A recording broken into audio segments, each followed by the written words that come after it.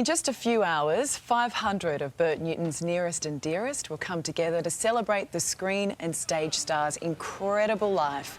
One man who loved him dearly was fellow television icon Paul Hogan, who joins us now from LA. Paul, nice to see you this morning. What a man Bert was, huh? Oh, yeah. Bert was, to me, was Mr. Television. He's the first sort of person I can remember from television, and he was always so good and so professional. He's irreplaceable. Hogs, it's great to see you. This was a golden era, wasn't it, for Australian TV and for yourself as well? Just the starting blocks for a great career for you. What did you make of his abilities to be able to transition from different thing to different thing? Quite a remarkable talent. Oh, yeah, the trick with Bert was that he never took himself seriously, but he took his job seriously. He was really good at it.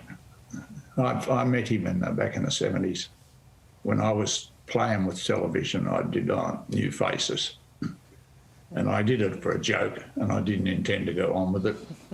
And then I went to the final, and Bert was the compere, or the host. And he was the first person in show business who publicly sort of said to me that I should keep going. Because I think people knew it was a dare and a one-off joke, and I went on to Talent Quest with no intention or hope of winning it. A one-off joke that hung around for a while. Yeah, thanks to people like Bert. But Bert publicly and privately sort of told me, keep going. We need Australian television. We need comedy on Australian television.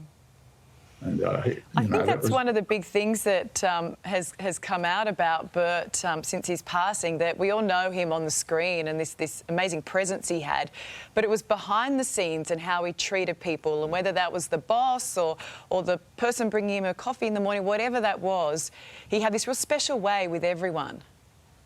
He was just a top bloke, but he sort of, he was the sidekick on most of his early television shows.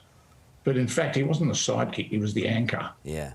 Him being there, keeping control and keeping it all professional and everything, allowed Don and Graham to sort of run riot and do their thing. But Bert was always the anchor that kept it together and kept it professional. And as a bloke, he was just a top bloke. Never had cards on himself or anything, He could not like Bert. Just in terms of his talent, Hogs, you have a keen eye for this kind of thing. Were there things that you saw him do that were pretty remarkable in your sphere? Well, the way he never lost control, Karl, that was the thing with him. As I said, he never took himself seriously, but he took his work seriously. And he was in world class when it came to keeping everything on schedule and keeping what should be on camera and controlling the people around him without ever appearing to be in control. He was a one-off.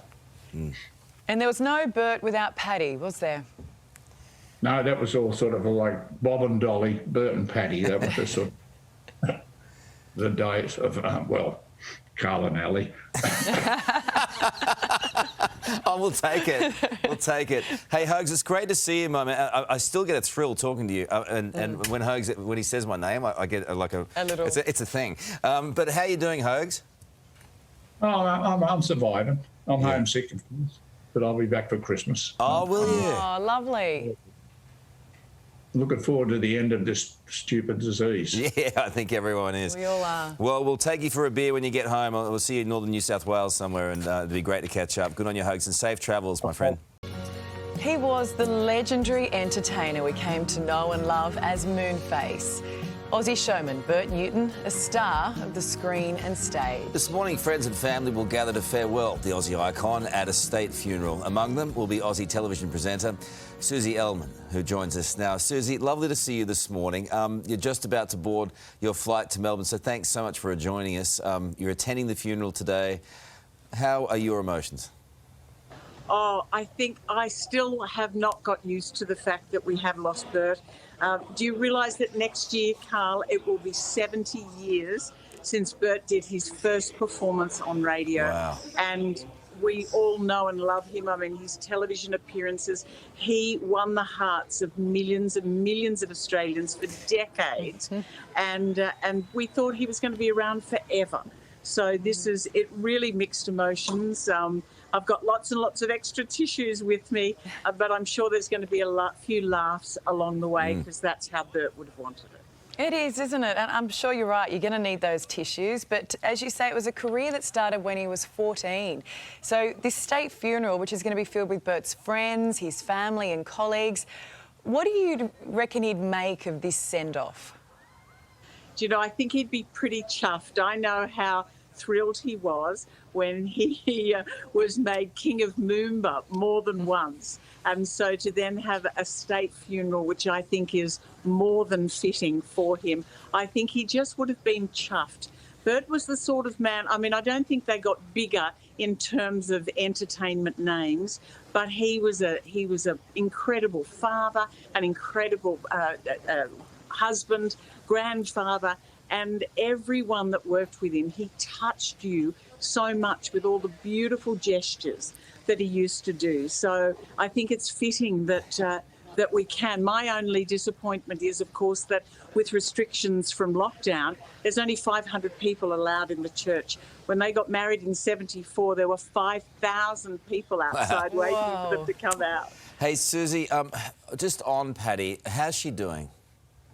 Look, understandably, she is shattered. I mean, she said to me that her heart has broken, but that Bert is now at peace. Quite beautiful words, aren't they? Because we know that there was no Bert without Paddy. These guys were a team. I think, married for 46 years. They went everywhere together. And, you know, to hear Paddy saying, I find myself thinking, I hope I told him how fabulous he was. That was her quote in the paper this morning. He knew that, didn't he? There was no one more important in his life than Paddy. Oh, you are absolutely spot on, Ali.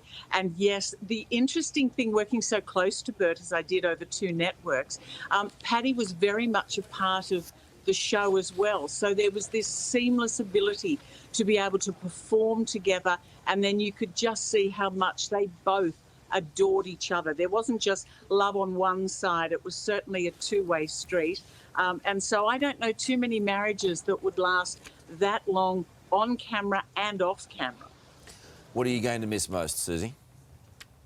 I'm going to miss Bert's, the kindness of Bert, the fact that he did things behind the scenes that no one will ever know about, simple gestures that meant so much to the person that he touched.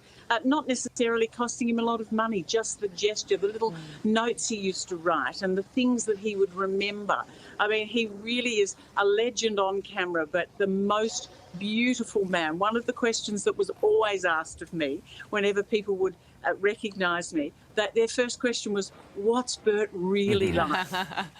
And what you see is what you got. Lovely tribute. Lovely tribute. Yeah. Go well today, Susie. It's lovely to talk to you. Thank you so much. Thank you. Mwah.